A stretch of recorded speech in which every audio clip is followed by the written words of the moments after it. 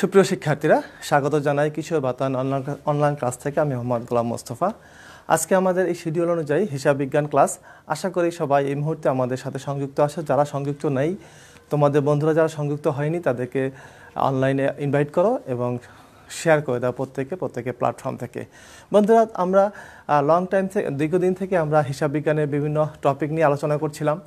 গত ক্লাসে আমরা একটা গুরুত্বপূর্ণ টপিক নিয়ে আলোচনা করছিলাম, মনে আছে নিশ্চয়ই তোমাদের। সেটা ছিল হিসাব চক্রের তৃতীয় ধাপ খতিয়ান নিয়ে আলোচনা করছিলাম। বন্ধুরা, মনে আছে তোমাদের হিসাব চক্রের ধাপগুলো? প্রথম ধাপে কী ছিল? লেনদেন চিহ্নিত করা। দ্বিতীয় ধাপে লেনদেন লিপিবদ্ধ করা এবং তৃতীয় ধাপে ছিল লেনদেন শ্রেণীবদ্ধকরণ করা।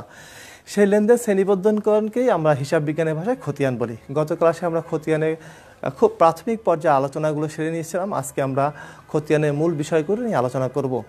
তো বন্ধুরা, চলে যাই আমরা মূল আলোচনায়। আশা করি সবাই আমাদের সাথে সংযুক্ত আছে এবং সংযুক্ত থাকবে। আমরা আজকে আমাদের খতিয়ান অধ্যায়ের বা খতিয়ান টপিকের আমাদের পার্ট 2 নিয়ে আমরা আলোচনা করছি।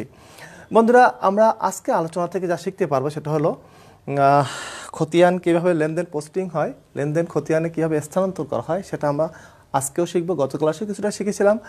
আমরা এই খতিয়ানের জেরগুলো কীভাবে নির্ণয় করব সেটা তোমরা আজকে করতে পারবে। পাশাপাশি আমরা খতিয়ানের স্বাভাবিক জেরগুলো কী হয় তা চিহ্নিত করতে পারবো। এই জিনিসটা আমাদের থার্ড যে আমাদের আজকে শিখন ফলটা, এটা খুব গুরুত্বপূর্ণ।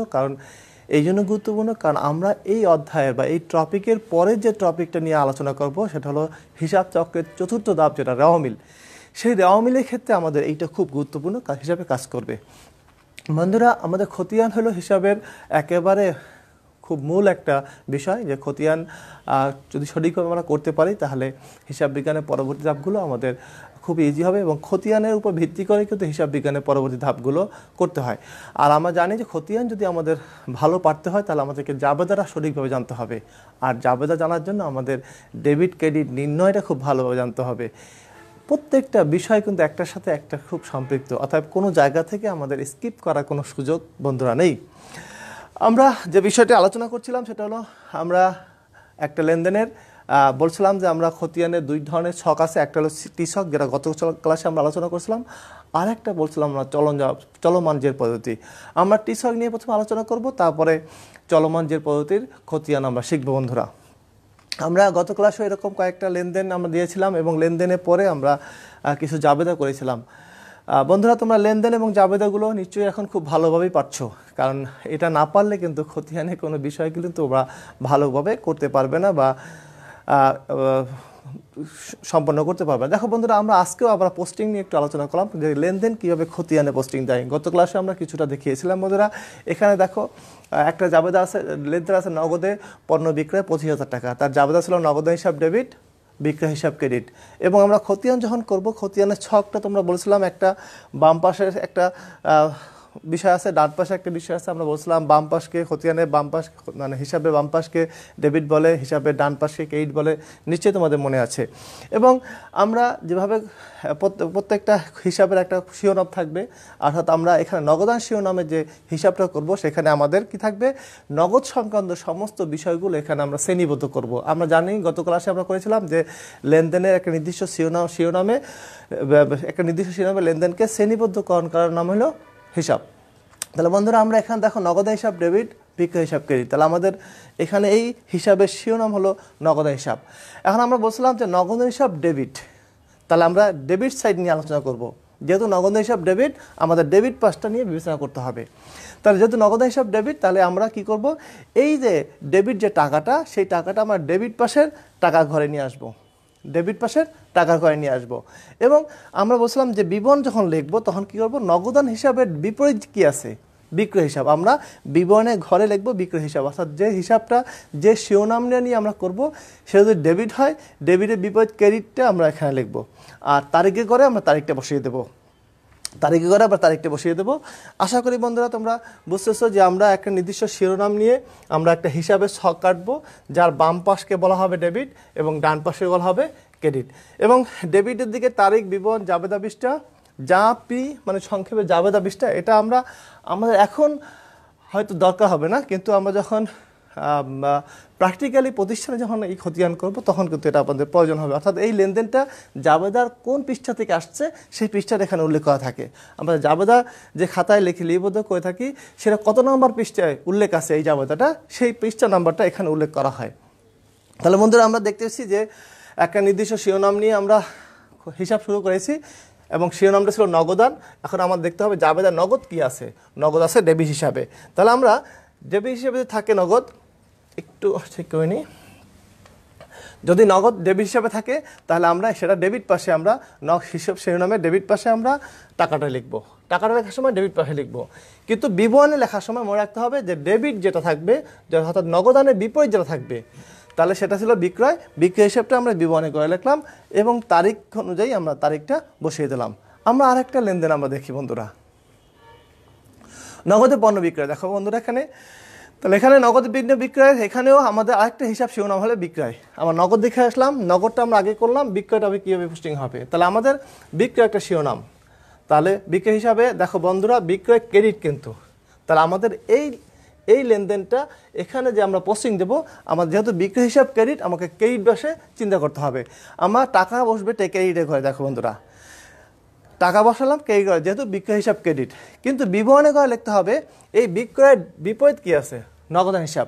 আমাদের বিবরণে ঘরে নগদান হিসাব লিখলাম এবং তারিখে ঘরে আমরা তারিখ বসিয়ে দিলাম। নিশ্চয়ই বন্ধুরা তোমরা পোস্টিংটা বুঝতেছ। এরপর আমরা আরেকটা লেনদেন দেখি, দেয়াদার নিকট নগদ পাওয়া গেল। তাহলে বন্ধুরা আমাদের নগদান একটা হিসাব শিরোনাম এবং নগদানে আমাদের আগেও আমরা করেছি প্রথম লেনদেনে, সেখানে কিন্তু বিক্রি অলরেডি আমাদের 25,000 টাকা আমরা আগে পোস্টিং দিয়েছিলাম। এটার জন্য কিন্তু নতুন করে আর নগদান ঘর কাটতে হবে না, ওই আগের নগদান ঘরেই আমরা এই নগদানটা পোস্টিং দেবো পরবর্তী ডেট অনুযায়ী। দেখো বন্ধুরা নগদান হিসাব এখানেও ডেবিট, তাহলে আমরা টাকাটা ডেবিট করে বসালাম। আমাদের বিবরণে কি আসবে বন্ধুরা মনে আছে নিশ্চয়ই, যে যেটা আমরা হিসাব শিরোনাম করব তার বিপরীত যেটা আছে সেটা আমাদের বিবরণে করে বসবে প্রাপ্য হিসাব। এবং এখানে 5ই জানুয়ারি চলে আসে তারিখে ঘরে। নিশ্চয়ই বন্ধুরা তোমরা বুঝতেছো। আমরা এরপরে আমরা দেখি প্রাপ্য হিসাবটা কীভাবে আমরা করব। দেখো প্রাপ্য হিসাব, এখানে আমাদের প্রাপ্য হিসাব নামে একটা শিরোনাম আসবে এবং প্রাপ্য হিসাব কী ছিল, ক্রেডিট ছিল। প্রাপ্য হিসাব কি ক্রেডিট, তাহলে আমরা ক্রেডিট পাশে বসাবো। দেখো বন্ধুরা ক্রেডিট পাশে টাকা 10,000 টাকা প্রাপ্য হিসাবের বিবরণে করে। দেখো যেহেতু প্রাপ্য হিসাব ক্রেডিট, এর বিপরীত হলো ডেবিট নগদান, আমরা বিবরণে করে নগদান হিসাব বসাবো এবং তারিখেরটা আমরা তারিখে করে বসিয়ে দেবো। তা আমার মনে হয় বন্ধুরা তোমরা পোস্টিংটা হয়তো ভালোভাবে বুঝছো। আমরা আরও কয়েকটা পোস্টিং দেখি। দেখো এখানে নগদে পণ্য ক্রয় করা হলো, সেখানে ক্রয় হিসাব ডেবিট। দেখো বন্ধুরা তাহলে ক্রয় হিসাব ডেবিট, তাহলে হিসাব শিরোনাম আমাদের ক্রয়। হিসাব শিরোনাম যদি ক্রয় হয় এবং এরা ক্রয় হিসাব ডেবিট, তাহলে আমাদের এই লেনদেনটা পোস্টিং হবে ডেবিট পাশে। দেখো টাকা বসছে ডেবিটের ঘরে, ডেবিট পাশে টাকা 5,000 টাকা। এবং আমরা যখন বিবরণ লিখবো আমরা জানি ক্রয় হিসাবের বিপরীত কি, নগদান হিসাব। আমরা বিবরণে করে নগদান বসাবো এবং তারিখে করে তারিখ বসেই ফেলছি। নিশ্চয়ই বন্ধুরা তোমরা বুঝতেছো যে কীভাবে পোস্টিং দিতে হবে। এরপর দেখি আমরা সেই একই লেনদেনে ক্রয় হিসাব ডেবিট, নগদান হিসাব কিন্তু ক্রেডিট। তাহলে এবার নগদান হিসাব ক্রেডিট, আগের দুইটা লেনদেনে নগদান হিসাব ডেবিট ছিল, আমরা ডেবিট পাশে পোস্টিং দিয়েছি। এবার দেখি বন্ধুরা আমরা নগদান হিসাবে ক্রেডিট পাশে আমরা কীভাবে পোস্টিং দেবো। তো দেখো হিসাব শিরোনাম নগদান এবং এটা নগদান হিসাব ক্রেডিট, তাহলে আমাদের এই লেনদেনের এই আইটেমটা পোস্টিং হবে ক্রেডিট পাশে। তাহলে দেখো বন্ধুরা ক্রেডিট পাশে আমরা টাকা বসালাম 5,000 টাকা এবং আমাদের হিসাব শিরোনামে দেখো নগদ হিসাব ক্রেডিট, এর বিপরীত আছে ক্রয় হিসাব। হিসাব বিবরণে আমরা ক্রয় হিসাব বসাবো এবং তারিখ ছিল 15 তারিখ, আমরা তারিখে করে তারিখ বসিয়ে ফেলছি। নিশ্চয় বন্ধুরা তোমরা পোস্টিংগুলো বুঝতেছো। এরপর দেখো বন্ধুরা ধারে পণ্য বিক্রয় করা হলো 20,000 টাকা। এই লেনদেনে জাবেদা হলো প্রাপ্য হিসাব ডেবিট, বিক্রয় হিসাব ক্রেডিট। বন্ধুরা দেখো তোমার জাবেদা যদি সঠিক না হয় তাহলে তোমার পোস্টিং কিন্তু সঠিক হবে না। অর্থাৎ খতিয়ান যদি তোমাকে পারফেক্টলি করতে হয় তাহলে তোমাকে জাবেদাটা তোমাদের অবশ্যই পারফেক্ট হতে হবে। কারণ আমরা এখানে প্রাপ্য হিসাব ডেবিট, এটা যদি ভুল করতাম, প্রাপ্য হিসাব না লিখে যদি অন্য কোনো হিসাব লিখতাম অথবা এইটা ডেবিট না করে যদি এটা ক্রেডিট করতাম, এই ক্রেডিটটা যদি ডেবিট করতাম তাহলে কিন্তু আমাদের খতিয়ানের পোস্টিংটা ভুল হতো। এই জন্য খতিয়ান ভালোভাবে জানতে হলে অবশ্যই আমাকে জাবেদা ভালোভাবে জানতে হবে। এখন দেখো বন্ধুরা এখানে আমরা হিসাব শিরোনাম একটা হবে প্রাপ্য হিসাব আর পরেরটা হবে বিক্রয় হিসাব। আসেছি প্রথমে আসি প্রাপ্য হিসাব, হিসাব শিরোনাম। প্রাপ্য হিসাব কি ডেবিট আছে, তাহলে পোস্টিংটা হবে কোন পাশে, নিশ্চয়ই বুঝতেছো কোন পাশে হবে, ডেবিট পাশে হবে। তা দেখো টাকাটা ডেবিট পাশে টাকা ঘরে বসবে এবং আমরা বলছিলাম বিবরণের ঘরে কি বসবে বন্ধুরা, আমরা যে হিসাব শিরোনাম নিয়ে শুরু করছি সেই হিসাব শিরোনামের বিপরীত কি আছে, বিপরীত হচ্ছে বিক্রয় হিসাব। তাহলে আমাদের এখানে বিক্রয় হবে আমাদের বিবরণের ঘরে বিক্রয় হিসাব, এবং তারিখে ঘরে তারিখ বসে যাবে। এরপর দেখো বন্ধুরা, বিক্রয় হিসাবটা আমরা কীভাবে বসবো? একই জাবেদার প্রাপ্য হিসাব আমরা পোস্টিং দিয়েছি, এখন আসি বিক্রয় হিসাব কীভাবে পোস্টিং দেবো। তাহলে হিসাব শিরোনাম আমাদের বিক্রয়, বিক্রয় সংক্রান্ত আগে আমাদের কোনো বিষয় ছিল না, এইখানে আমাদের প্রথম। তাহলে বিক্রয় হিসাব বলা আছে এখানে ক্রেডিট। তাহলে নিশ্চয়ই বন্ধুরা বুঝতেছ, বিক্রয় হিসাব শিরোনাম বিক্রয়, বিক্রয় হিসাব আছে ক্রেডিট পাশে। তাহলে এই লেনদেনটা পোস্টিং হবে কোথায়? ক্রেডিট পাশে পোস্টিং হবে। দেখো বন্ধুরা, বিক্রয় আমাদের একটা আগে ছিল নগদ বিক্রয়, এরপরে দেখো বন্ধুরা বিক্রয় হিসাব ক্রেডিট, আমাদের লেনদেনটা বসছে ক্রেডিট পাশে, এবং বিবরণের ঘরে দেখো বিক্রয় হিসাবের বিপরীত কী আছে? প্রাপ্য হিসাব, এবং তারিখ হবে 25 জানুয়ারি। তাহলে তারিখ ঘরে বসে দিলাম। আমাদের আগে একটা বিক্রয় ছিল, সেটা এখানে ছিল, আর নতুন করে আরেকটা বিক্রয় এখানে আমরা করলাম। প্রত্যেকটা লেনদেনের জন্য কিন্তু আলাদা করতে হবে না, শুধু বিক্রয়ের জন্য একবার যত বিক্রয় আছে সব একই শিরোনামে আমরা এখানে তারিখের ক্রম অনুসারে বসাবো। এটাই হচ্ছে মূলত খতিয়ান বা শ্রেণীবদ্ধকরণ। এরপর দেখো বন্ধুরা, ভাড়া প্রদান করা হলো। তাহলে আমরা যাবে দেখি ভাড়া হিসাব ডেবিট, নগদ হিসাব ক্রেডিট। ভাড়া নিয়ে আমরা আগে কোনো খতিয়ান করিনি, এই ভাড়া নিয়ে আমাদের প্রথম হিসাব। তাহলে আমার হিসাব শিরোনাম হবে ভাড়া হিসাব, যেহেতু ভাড়া হিসাব ডেবিট আছে, অর্থাৎ এই লেনদেনটা পোস্টিং হবে ডেবিট পাশে। টাকার ঘরে আমরা 6000 টাকা বসিয়ে দিছি, এবং ভাড়ার বিপরীত কী আছে? নগদান। বিবরণের ঘরে আমাদের নগদান বসবে, এবং তারিখের ঘরে তারিখ বসে যাচ্ছে। অন্যদিকে দেখো বন্ধুরা, নগদান বিষয়টা দেখো, আগে কিন্তু নগদে আমাদের আগে দুইটা হিসাব, আমাদের তিনটে হিসাব আমাদের পোস্টিং ছিল। একটা হলো বিক্রয় সংক্রান্ত, একটা প্রাপ্য হিসাব সংক্রান্ত, একটা ক্রয় সংক্রান্ত, আর একটা নগদান আবার নতুন আসছে। তাহলে এটা আমরা পোস্টিং দেবো। দেখো এখানে নগদান হিসাব বলা আছে, হিসাব শিরোনাম হলো নগদান, এবং নগদান কি হিসাব আছে? নগদান আছে ক্রেডিট হিসাবে। তাহলে বন্ধুরা নিশ্চয়ই তোমরা বুঝতেছো যে নগদান ক্রেডিট যদি হয়, তাহলে এই লেনদেনটা আমাদের পোস্টিং হবে, লিপিবদ্ধ করতে হবে নগদানে ক্রেডিট পাশে। তাহলে আমরা টাকার ঘরে দেখো বন্ধুরা ক্রেডিট পাশে টাকা বসিয়ে ফেললাম, এবং বিবরণের ঘরে দেখো বন্ধুরা নগদানের বিপরীত কী আছে? ভাড়া হিসাব। ভাড়া হিসাব আমরা বিবরণের ঘরে বসালাম, এবং তারিখ 31 জানুয়ারি আমরা তারিখে ঘরে বসিয়ে ফেললাম। বন্ধুরা বুঝতেছি আমরা, নিশ্চয়ই তোমরা বুঝতেছো যে এটা হচ্ছে টি ফর্মে, টি ছকে, অর্থাৎ খতিয়ানে আমরা দুইটা পদ্ধতি আছে, একটা টি ফর্ম আর একটা হলো চলমান যে পদ্ধতি। আমরা টি ফর্মে যে আমরা যে লেনদেন পোস্টিং করলাম সেইটা আমরা এই পর্যন্ত করলাম। এখন দেখি বন্ধুরা, আমরা এই লেনদেনগুলো আমরা কীভাবে জের নির্ণয় করব। এটা কিন্তু একটা খুব গুরুত্বপূর্ণ বিষয়, যে খতিয়ানের জের কীভাবে নির্ণয় করা হয়, এটা খুব মনোযোগ সহ লক্ষ্য করো বন্ধুরা। প্রত্যেকটি হিসাবের পৃথকভাবে জের নির্ণয় করতে হবে। আমরা কি করলাম? ভাড়া হিসাব করলাম, নগদ হিসাব করলাম, বিক্রয় হিসাব করলাম, ক্রয় হিসাব করলাম। প্রত্যেকটা হিসাবের পৃথক পৃথক জের নির্ণয় করতে হবে, এটা প্রথম বিষয়। দ্বিতীয় বিষয় হলো যে ডেবিট ক্রেডিট, যে পাশে টাকা পরিমাণ বেশি হবে সেই পাশে আগে যোগ করতে হবে, ডেবিট অথবা ক্রেডিট। আমাদের দুইটা সাইড ছিল, নিশ্চয়ই তোমাদের মনে আছে, একটা ডেবিট সাইড, একটা ক্রেডিট সাইড। প্রথমে দেখতে হবে কোন পাশে টাকা বেশি, যে পাশে টাকা বেশি সেই পাশে টাকার আগে যোগ করব। তারপর কি করব? আমরা সেই পাশে যোগ করে দেখো কিভাবে এটা করতে হয়। আমরা সাধারণত খরচ, সম্পদ, খরচ এবং উত্তোলন, মনে রাখবে সম্পদ, খরচ এবং উত্তোলন, এই আইটেমগুলো বাড়লে কি হয় বন্ধুরা? বাড়লে হয় ডেবিট। মনে আছে নিশ্চয়ই আমরা ডেবিট ক্রেডিট নির্ণয়ের যে সূত্র বলছিলাম, যে সম্পদ, খরচ এবং উত্তোলন বাড়লে হয় ডেবিট। এই সংক্রান্ত যে হিসাবগুলো আছে, সম্পদ সংক্রান্ত হিসাব কি হতে পারে? নগদ, আসবাবপত্র, দালান কোঠা, প্রাপ্য হিসাব, এগুলো সম্পদ সংক্রান্ত। খরচ সংক্রান্ত ভাড়া, বিমা, মজুরি, এগুলো খরচ সংক্রান্ত। আর উত্তোলন সংক্রান্ত একটাই থাকে। এই তিনটে সংক্রান্ত যে হিসাবগুলো থাকবে, সেই হিসাবগুলো যেহেতু বাড়লে ডেবিট হয়, অতএব এই হিসাবগুলো সাধারণত ডেবিট পাশ বড় থাকে, ডেবিট সাইডটা বড় থাকে খতিয়ানে হিসাবের। আমি আবার বলছি যে সম্পদ, খরচ এবং উত্তোলন এই সংক্রান্ত যে হিসাবগুলো আছে, সাধারণত এই হিসাবগুলো ডেবিট সাইডে টাকা পরিমাণ বেশি থাকে। অন্যদিকে আমরা জানি মূলধন, দায় এবং রাজস্ব, এগুলো বাড়লে কি হয়? এগুলো বাড়লে হয় ক্রেডিট হয়। সাধারণত এই মূলধন, দায় এবং রাজস্ব সংক্রান্ত যে হিসাবগুলো আছে, মূলধন তো মূলধন, দায়ের মধ্যে কি থাকতে পারে? পদে হিসাব থাকতে পারে, বকেয়া বেতন থাকতে পারে, পদীয় বিল থাকতে পারে, এই যে দায় সংক্রান্ত হিসাব। এবং রাজস্ব সংক্রান্ত কী হতে পারে? সেবা আয় হিসাব হতে পারে, ভাড়া প্রাপ্তি হতে পারে, বিক্রয় হতে পারে। এই যে আয় সংক্রান্ত যে বা রাজস্ব সংক্রান্ত যে হিসাবগুলো আছে, এগুলো বাড়লে যেহেতু ক্রেডিট হয়, সাধারণত এই সংক্রান্ত যত হিসাব থাকবে সেই হিসাবে সাধারণত ক্রেডিট পাশে টাকার পরিমাণ বেশি থাকে, মনে রাখতে হবে এটা। তাহলে বন্ধুরা আমরা চলে যাই পরবর্তী যে এই দুটো টার্ম কিন্তু আমাদের খুব ইম্পর্টেন্ট, যে সম্পদ খরচ এবং উত্তোলন সংক্রান্ত হিসাবে ডেবিট পাশে টাকা বেশি থাকে, দায় মূলধন এবং রাজস্ব সংক্রান্ত হিসাবের ক্রেডিট পাশে টাকার পরিমাণ সাধারণত বেশি থাকে। এরপর আমরা যোগফল বিপরীত পাশে বসাতে হবে। আমরা বলছিলাম যে হিসাবে ডেবিট সাইড এবং ক্রেডিট সাইডের যে পাশে টাকা বেশি থাকবে সেই পাশে টাকা আগে যোগ করতে হবে। সেই যোগফলটা আমি প্র্যাকটিক্যালও দেখাবো, সেটা বিপরীত পাশে আমরা বসাবো।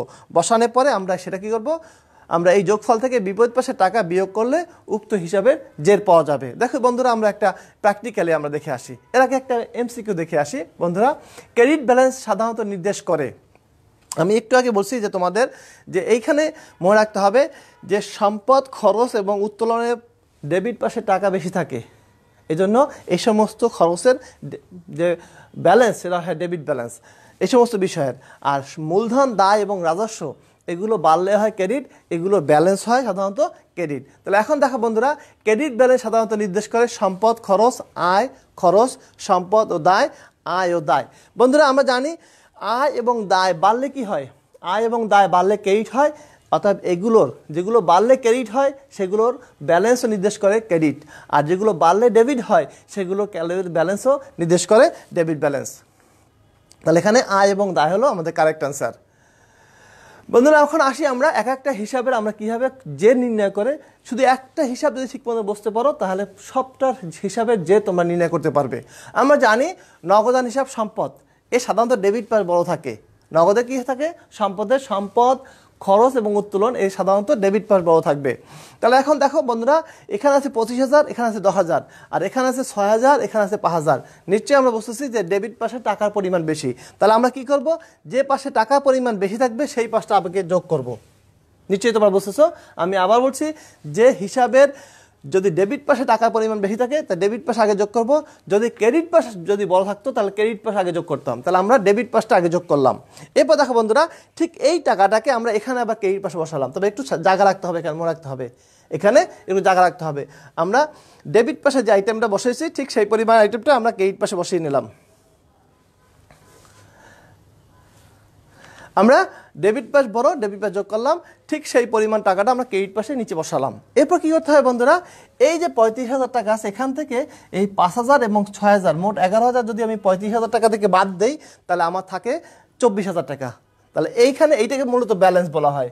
এখান থেকে এই আইটেমগুলো বাদ দিলে যে 24,000 টাকা থাকে এটা হলো ব্যালেন্স। নিশ্চয়ই তোমরা বুঝতেছো। আমরা আবার বলতেছি, ব্যালেন্স এখানে জেটটা কীভাবে নির্ণয় করব, প্রথমে যে পাশ বড় সেই পাশে আগে যোগ করব, যোগ করে সেই টাকাটা বিপরীত পাশে বসাবো। বসানোর পরে সেই টাকা থেকে সেই বিপরীত পাশে এই টাকা থেকে আমরা এখানে যে টাকাগুলো পাবো সেগুলো বাদ দেবো। বাদ দিলে যে টাকাটা আসবে সেটা আমরা ওই জাস্ট 35,000 টাকা উপরে বসাইলাম। এইটা হলো মূলত ব্যালেন্স, এবং এটা ব্যালেন্স সিডি বলা হয়। সিডি কেন বলা হয় আমি বলতেছি। এবং মনে রাখতে হবে, যখন আমরা ব্যালেন্স নির্ণয় করব সেটা হলো এইটা কোন মাস, জানুয়ারি মাস। জানুয়ারি মাসের সবশেষ তারিখ কোনটা, জানুয়ারি মাসের সবশেষ তারিখ হলো 31 তারিখ। আমাদের এখানে যে মাসে হিসাব করব সেই মাসের লাস্ট ডেটটা আমাদের এখানে বসাতে হবে। মনে রাখতে হবে, যদি আমাদের ফেব্রুয়ারি মাস হয় তাহলে আমরা 28 তারিখ বসাবো, যদি আমাদের মে মাস হয় তাহলে আমরা এপ্রিল মাস যদি হয় তাহলে 30 দিন বসাবো, এরকম। অর্থাৎ ওই মাসের লাস্ট তারিখটা আমরা এখানে বসাবো। নিশ্চয়ই তোমরা বুঝতেছো বন্ধুরা। তাহলে আমরা কি করলাম, যে পাশটা বড় থাকবে সেই পাশটা আগে যোগ করে সেই টাকাটা বিপরীত পাশে বসাবো। বিপরীত পাশে বসিয়ে আমরা এখানে যে ফিগারগুলো থাকবে এই ফিগারগুলো বিয়োগ করে আমরা এইটাকে বলা হয় ব্যালেন্স। এই ব্যালেন্সটা আমরা এখানে বসাবো, এবং এই ব্যালেন্স বরাবর আমরা লিখবো ব্যালেন্স সিডি, অর্থাৎ বিয়োগ ফল যেটা হবে। এটা কি নিশ্চয়ই মতো না, বিয়োগ ফল। এইটা থেকে এগুলো বিয়োগ করে বিয়োগ ফল, এই বিয়োগ ফল হলো ব্যালেন্স, এবং এই ব্যালেন্সটা হবে ব্যালেন্স সিডি। বিয়োগ ফলটা সবসময় ব্যালেন্স সিডি হবে, এবং তারিখ হবে 31 তারিখ। এখন সিডি মানে ক্যারিড ফরওয়ার্ড। ক্যারিড ফরওয়ার্ড মানে কি, এইটা হচ্ছে জানুয়ারি মাসের শেষ তারিখে ব্যালেন্স। এইটা জানুয়ারি মাসের শেষ তারিখে যেটা ব্যালেন্স, এটা ফেব্রুয়ারি মাসের 1 তারিখে যে ব্যালেন্স বিডি হয়, প্রারম্ভিক ব্যালেন্স হয়, প্রারম্ভিক ব্যালেন্স হয়। তাহলে এইটা আমরা কোথায় ট্রান্সফার করব, পরবর্তী মাসে ট্রান্সফার করবো। এই জন্য ক্যারিড ফরওয়ার্ড লেখা হয়, ক্যারিড ফরওয়ার্ড, এটা সংক্ষেপে লেখা হয় সিডি। এখানে দেখো বন্ধুরা, সিডি লেখা আছে ক্যারিড ফরওয়ার্ড, যে পরবর্তীতে নেওয়া হলো, ঠিক আছে।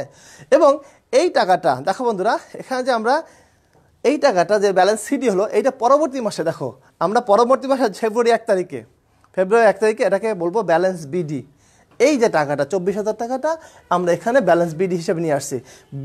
বিডি মানে ব্রড ডাউন, মানে উপর থেকে আনিত হলো এখানে নিচে, উপর থেকে আনিত হলো, নিচে আনিত হলো, তাহলে উপর থেকে আনিত হলো। তাহলে আমরা সিডি বন্ধুরা মনে রাখতে হবে, যেটা বিয়োগফল, যদি বিয়োগফলটা এপাশে বসতো তাহলে সেটা সিডি, অর্থাৎ বিয়োগফলটা সিডি এবং বিয়োগফলটা যখন পরবর্তী বর্ষে ট্রান্সফার করবো এটা হলো বিডি। তোমাদের কিন্তু এইটা কিন্তু নিয়ে খুব ইম্পর্টেন্ট বিষয়, ক্যারি সিডিতে কী হয় এবং বিডিতে কী হয়, carried down and broad down. নিশ্চয়ই তোমরা বন্ধুরা বুঝতেছো। দেখো বন্ধুরা আমরা আরেকটা হিসাব করে দেখে আসি, তার আগে আমরা একটা এমসিকিউ দেখি। সিডি এর পূর্ণরূপ কি? দেখো 2015 সালে দিনাজপুর বোর্ডে কোশ্চেনটা এসেছিল। CD carried down, not carried down, carried down নয়, ঠিক আছে বন্ধুরা? তাহলে এখানে কারেক্ট আনসার হলো ক্যারিড ডাউন, অর্থাৎ নিচে নিয়ে আসা হলো বা নিচে আনিত হলো। ক্যারিড ডাউন না। দেখো স্পেলিংগুলো কিন্তু অনেক সময় তোমাকে কনফিউজন করবে, তোমার স্পেলিংটা তুমি মনে রাখতে হবে তোমাদের। হ্যাঁ, স্পেলিংটা মনে না থাকলে তোমাকে স্পেলিং কিন্তু তোমাকে কনফিউশন করবে। তাহলে বন্ধুরা সিডি এর পুনরূপ হলো ক্যারিড ডাউন। তাহলে আমরা বন্ধুরা দেখলাম কীভাবে টি ছকের একটা হিসাব আমরা ব্যালেন্স করি। আমি আবার ব্যালেন্সের ক্ষেত্রে বললাম যে আমাকে সব লেনদেন পোস্টিং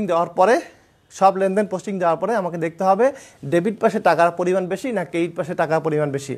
যে পাশে টাকার পরিমাণ বেশি হবে সেই পাশকে আগে যোগ করব, যোগ করে সেই ফিগারটা তার বিপরীত পাশে বসাবো এবং বিপরীত পাশে বসিয়ে বিপরীত পাশে যে টাকাগুলো আছে সেগুলো আমরা বিয়োগ করব। বিয়োগ করলে যেটা হবে ব্যালেন্স, সেই বিয়োগ ফলটা হবে ব্যালেন্স সিডি। মনে রাখতে হবে বিয়োগ ফলটা সময় ব্যালেন্স সিডি, সেইটা হবে ওই মাসের শেষ তারিখে এবং ওইটা পরবর্তী মাসের 1 তারিখে আমাদেরকে আবার ট্রান্সফার করতে হবে, স্থানান্তর করতে হবে, সেটার নাম হবে ব্যালেন্স বিডি। অর্থাৎ পরবর্তী মাসের শুরুতে যেটা বসাবো সেটা হলো ব্যালেন্স বিডি, আর গত মাসের শেষে যেটা বিয়োগ ফল আসছে সেটা কিন্তু ব্যালেন্স সিডি। এটা তোমাদের মনে রাখতে হবে। এখন আসি বন্ধুরা, আমরা টি ফর্মে একটা খতিয়ান দেখলাম, খতিয়ানগুলো কীভাবে পোস্টিং, লেনদেনগুলো কীভাবে পোস্টিং হয় সেটা দেখলাম এবং একটা খতিয়ান আমরা দেখালাম কীভাবে তোমাদের একটা খতিয়ানে যে নির্ণয় করতে হয়। এরপর আমরা আসি চলমান যে পদ্ধতি, এটা আধুনিক পদ্ধতি এবং এটা খুব সহজ পদ্ধতি।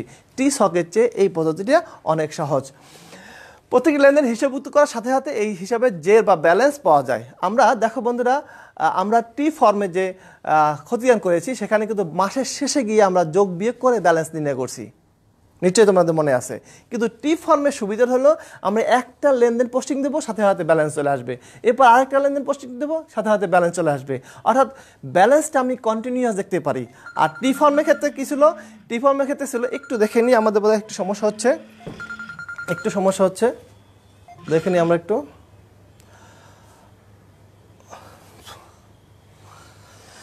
ওকে বন্ধুরা, আমরা আবার সংযুক্ত চলে আসলাম। আমি আবার বলছি যে টি ছক এবং চলমান যে পদ্ধতির মধ্যে ডিফারেন্সটা হলো, টি ছকে আমি মাসের শেষে আমি ব্যালেন্স করে আমি কত টাকা ব্যালেন্স হয় সেটা জানতে পারবো। বিক্রয়ের ব্যালেন্স কত, নগদের ব্যালেন্স কত, ভাড়ার ব্যালেন্স কত, আমরা মাসের শেষে যোগ বিয়োগ করে নিয়ে করি। আর চলমান যে পদ্ধতিতে ক্ষেত্রে সিস্টেম হলো যে প্রত্যেকটা লেনদেন আমি পোস্টিং দেওয়ার সাথে সাথে তার ব্যালেন্সটা চলে আসবে, অর্থাৎ ব্যালেন্সটা চলমানভাবে আমরা পেয়ে থাকি, এই জন্য এর নাম দেওয়া হয়েছে চলমান যে পদ্ধতি, বা অনেক সময় এটাকে আধুনিক পদ্ধতিও বলা হয়। যেমন নগদান হিসাব যদি আমি করি, দেখো এক একটা লেনদেন আমি পোস্টিং দেবো, সাথে সাথে ব্যালেন্সটা চলে আসবে। আমরা দেখাচ্ছি তোমাদের একটু পরেই, এক একটা পোস্টিং বিক্রয় পোস্টিং দিলাম, সাথে সাথে ব্যালেন্সটা চলে যাচ্ছে, ব্যালেন্সটা ডেবিট না ক্রেডিট সেটাও পাবো। বেতন পোস্টিং দিলাম, সাথে সাথে ব্যালেন্সটা চলে আসছে, অর্থাৎ এক একটা পোস্টিং দেবো, সাথে সাথে ব্যালেন্স পেয়ে যাব। এটা হলো আধুনিক পদ্ধতি বা এটাকে চলমান যে পদ্ধতি বলা হয়। দেখো বন্ধুরা আমরা কীভাবে পোস্টিংগুলো দেই। যেমন এখানে আমাদের ছিল নগদ হিসাব ডেবিট, পাওনা হিসাব ক্রেডিট। তাহলে আমরা হিসাব শিরোনাম যদি আমাদের নগদান হয়, দেখো বন্ধুরা, তাহলে আমরা নগদান চলমান জের পদ্ধতিতে কীভাবে আমরা পোস্টিং দেবো। দেখো এখানে নগদান হিসাব ডেবিট, তাহলে টাকাটা বসে ডেবিটের ঘরে, যেহেতু আগে আমার কিছু নাই, অর্থাৎ আমার ব্যালেন্স হবে 5,000 টাকা ডেবিটের ঘরে। আগে যেহেতু কিছু নাই, এই মুহূর্তে আমার 5,000 টাকা ব্যালেন্স আছে, সেটা ডেবিট ব্যালেন্স। এবং আমি যখন শিরোনাম লিখবো সেই আগের মতোই নগদ ডেবিট, তার বিপরীত হলো পাওনা হিসাব এবং তারিখে করে আমরা তারিখটা বসিয়ে দিলাম। তাহলে আমরা কি করলাম এখানে, যে নগদ ডেবিট, আমরা ডেবিটে করে টাকাটা বসালাম এবং সাথে সাথে আমাদের ব্যালেন্সও 5,000 টাকা ডেবিট পাশে আসলো। আর আগের মতোই আমরা যখন বিবরণে হিসাবের নাম লিখবো তখন তার বিপরীত নাম লিখবো, পাওনা হিসাব, তারিখে করে তারিখটা বসিয়ে এসেছি। তারপরে দেখো বন্ধুরা, এখানে নগদান হিসাব ডেবিট, বিক্রয় হিসাব ক্রেডিট। লক্ষ্য করো এখানে যদি আমাদের হিসাব শিরোনাম সেই নগদান হয়, এই নগদান এইটা যখন পোস্টিং দেবো, আগে কিন্তু আমাদের একটা পোস্টিং ছিল আগের লেনদেনে। এবার দেখো এখানেও নগদান হিসাব ডেবিট। তাহলে নগদান হিসাব ডেবিট হলে আমাদের টাকাটা কোন পাশে বসবে? ডেবিটে করে টাকাটা বসবে। এখন লক্ষ্য করো বন্ধুরা, আগে আমার ডেবিট ব্যালেন্স ছিল কত? 5,000 টাকা। নতুন করে আরও 15,000 টাকা আমার ডেবিট হয়েছে। তাহলে আমার ব্যালেন্স হয়ে গেল তখন ডেবিট পাশে 20,000 টাকা। তাহলে এই মুহূর্তে আমাদের ব্যালেন্স আছে কত? 20,000 টাকা। তো প্রতি মুহূর্তে আমার কত ব্যালেন্স আছে আমরা এখানে দেখতে পাই। এই ব্যালেন্সটা যেহেতু চলমানভাবে দেখানো হচ্ছে, এর নাম দেওয়া হয়েছে চলমান জের পদ্ধতি। এবং এর হিসাবে নাম লিখবো আমরা বিপরীতটা বিক্রয় হিসাব এবং তারিখে করে তারিখটা বসিয়ে দিয়েছি। নিশ্চয়ই তোমরা বন্ধুরা বুঝতেছো কীভাবে এটা চলমানভাবে জের প্রদর্শন করতেছে।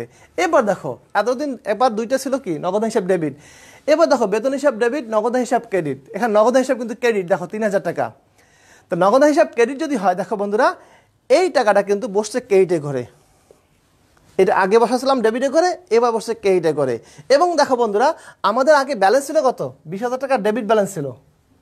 20,000 টাকা আমাদের ডেবিট ব্যালেন্স ছিল, এখন 3,000 টাকা ক্রেডিট হয়েছে। তাহলে ডেবিট থেকে আমি ক্রেডিট বাদ দেবো। তাহলে এই মুহূর্তে আমার ব্যালেন্স আছে 17,000 টাকা।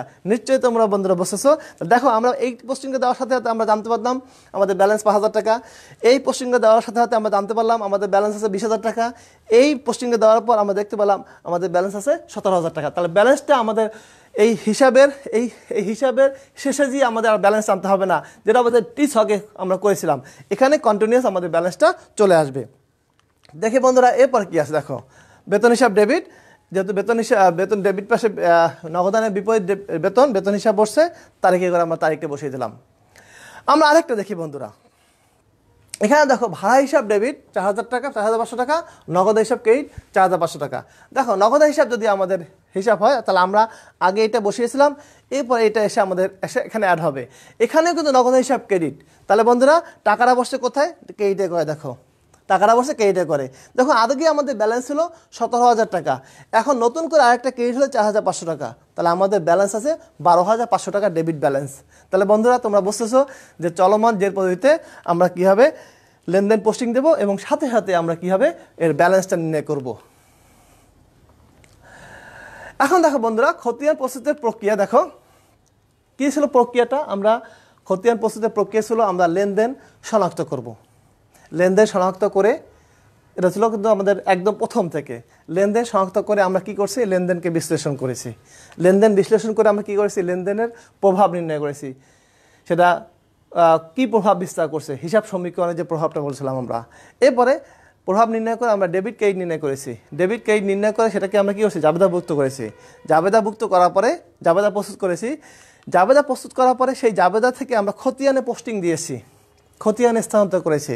তো এবং খতিয়ান স্থানান্তর করার পর আমরা জেন নির্ণয় করেছি। দেখো বন্ধুরা আমরা সেই লেনদেন শনাক্তকরণ প্রক্রিয়া থেকে শুরু করে লেনদেন শনাক্তকরণ, লেনদেন বিশ্লেষণ, যেটা লেনদেন শনাক্তকরণ ছিল আমাদের লেনদেন শনাক্ত করে লেনদেন বিশ্লেষণ ছিল আমাদের হিসাব সমীকরণের হিসাব চক্রের প্রথম ধাপ, অর্থাৎ লেনদেন চিহ্নিতকরণ। এখান থেকে আমরা লেনদেন বিশ্লেষণ, লেনদেনের প্রভাব, ডেবিট ক্রেডিট নির্ণয় আমরা জাবেদা প্রস্তুত করছি। এই কাজগুলো জাবেদা করার জন্য আমার লাগছে লেনদেন বিশ্লেষণ করতে হয়েছে। লেনদেন প্রভাব কী ছিল? বাড়লো না কমলো? প্রভাব মানে কি? যদি খরচ বাড়ে বা কমে, সম্পত্তি বাড়ে না কমলো, এটা আমার প্রভাব। এরপরে আমরা এর ভিত্তিতে আমরা নির্ণয় করছি ডেবিট ক্রেডিট নির্ণয় করছি।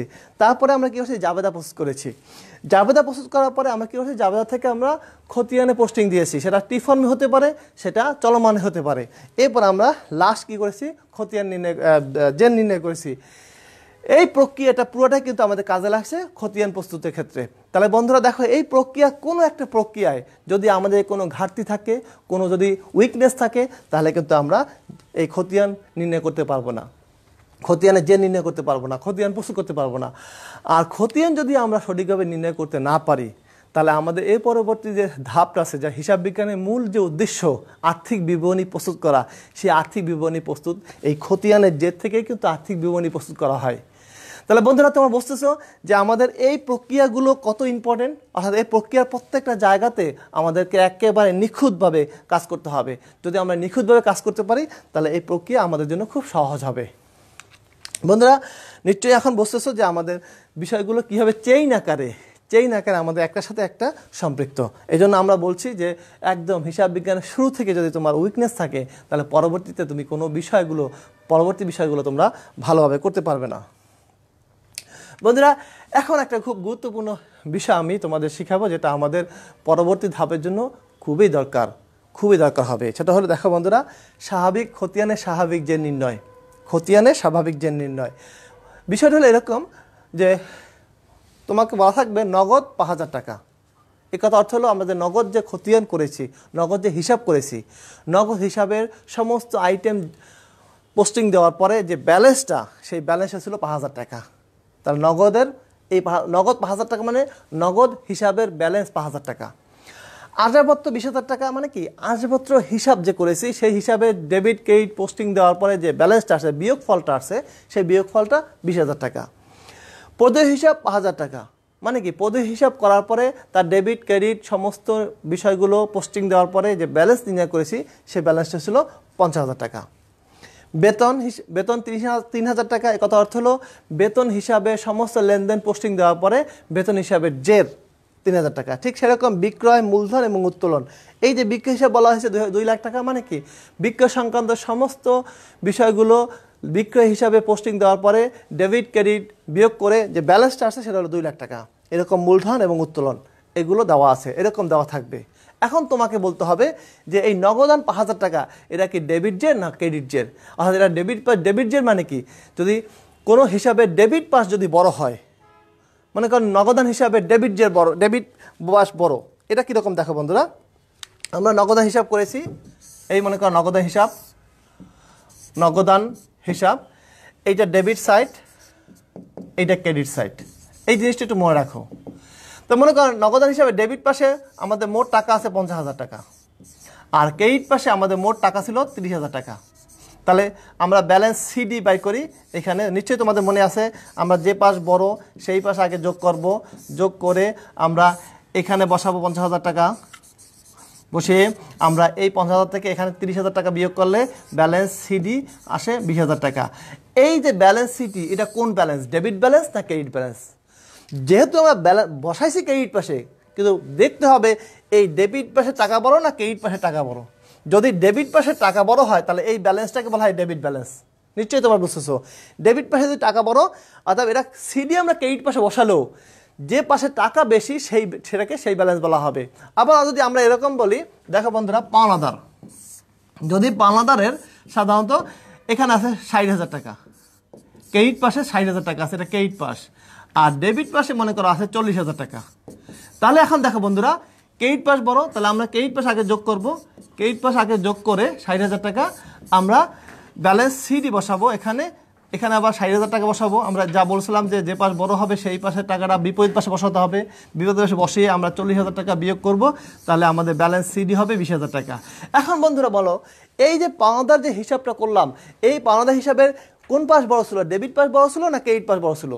যেহেতু ক্রেডিট পাশ বড় ছিল সেহেতু এটা ব্যালেন্স হবে ক্রেডিট ব্যালেন্স। অর্থাৎ মনে রাখতে হবে যে হিসাবের ডেবিট পাশ বড় হবে, ব্যালেন্সটা হবে সেই ডেবিট ব্যালেন্স। যদি ওই হিসাবে ক্রেডিট পাশ বড় থাকে তাহলে বুঝতে হবে ক্রেডিট পাশটা বড় হবে। তাহলে আমরা ডেবিট ব্যালেন্স এবং ক্রেডিট ব্যালেন্স বুঝতে পারলাম। যে হিসাবে ডেবিট পাশ বড় ওইটার যে ব্যালেন্সটা সেটা ডেবিট ব্যালেন্স, আর যে হিসাবে ক্রেডিট পাশ বড় ওইটার যে ব্যালেন্সটা সেটা হবে ক্রেডিট ব্যালেন্স। বন্ধুরা নিশ্চয়ই তোমরা বুঝতে পারছো ডেবিট ব্যালেন্স এবং ক্রেডিট ব্যালেন্স কোনটা। এখন বন্ধুরা আমরা এখানে যে কথা বলতে যাচ্ছিলাম সেটা হলো নগদের হিসাব ৫,০০০ টাকা, এটা বুঝবো কীভাবে এটা ডেবিট ব্যালেন্স না ক্রেডিট ব্যালেন্স? এই নগদ হিসাবের ডেবিট পাস বড় ছিল না ক্রেডিট পাস বড় ছিল, এটা কীভাবে বুঝবো? আমরা আসবাবপত্র ২০,০০০ টাকা, এই আসবাবপত্রের ব্যালেন্স ২০,০০০ টাকা, এটা কি ডেবিট পাস বড় ছিল না ক্রেডিট পাস বড় ছিল, এটা কীভাবে বুঝবো? বেতন হিসাব ৩,০০০ টাকা, এই বেতন হিসাবের ৩,০০০ টাকা যে ব্যালেন্স বলা হয়েছে সেই ব্যালেন্সটা কি ডেবিট ব্যালেন্স না ক্রেডিট ব্যালেন্স, এটা কীভাবে বুঝবো? সেটা বোঝার একটা নিয়ম আছে, এটা আমাদেরকে বুঝতে হবে, ভালো করে বুঝতে হবে। যদি আজকে এটা ভালো করে বুঝতে পারো, আগামীকাল আমরা যে বিষয়টা পড়াবো সেটা হলো হিসাব চক্রের চতুর্থ ধাপ, যেটা হলো রেওয়ামিল বা সংক্ষিপ্তকরণ বলা হয়, সেই ধাপটা খুবই তোমাদের জন্য সহজ হবে আশা করি। তাহলে বন্ধুরা এটা বোঝার উপায়টা কি দেখো বন্ধুরা, খুব মনোযোগ দিয়ে লক্ষ্য করো, জাস্ট একটু মনোযোগ দিলেই তুমি বিষয়টা বুঝতে পারবে। আমরা তোমাদের এরকম একটা শখ দেখিয়েছিলাম কোনো একটা সময়, যেগুলো অ্যাসেট, এক্সপেন্স এবং ড্রয়িংস, এগুলো বাড়লে কি হয়, এগুলো বাড়লে ডেবিট হয়। মনে রাখতে হবে যদি হিসাবটা অ্যাসেট সংক্রান্ত হয়, যদি হিসাবটা খরচ সংক্রান্ত হয়, অথবা হিসাবটা যদি উত্তোলন সংক্রান্ত হয়, এই সংক্রান্ত হিসাবের সবসময় ব্যালেন্স ডেবিট হয়। দেখো বন্ধুরা আমরা কি বলতে চাচ্ছি, দেখো এখানে সম্পদ যদি বলা হয় আসবাবপত্র, আসবাবপত্র 20,000 টাকা। দেখো বন্ধুরা, এইটা ডেবিট না ক্রেডিট ব্যালেন্স?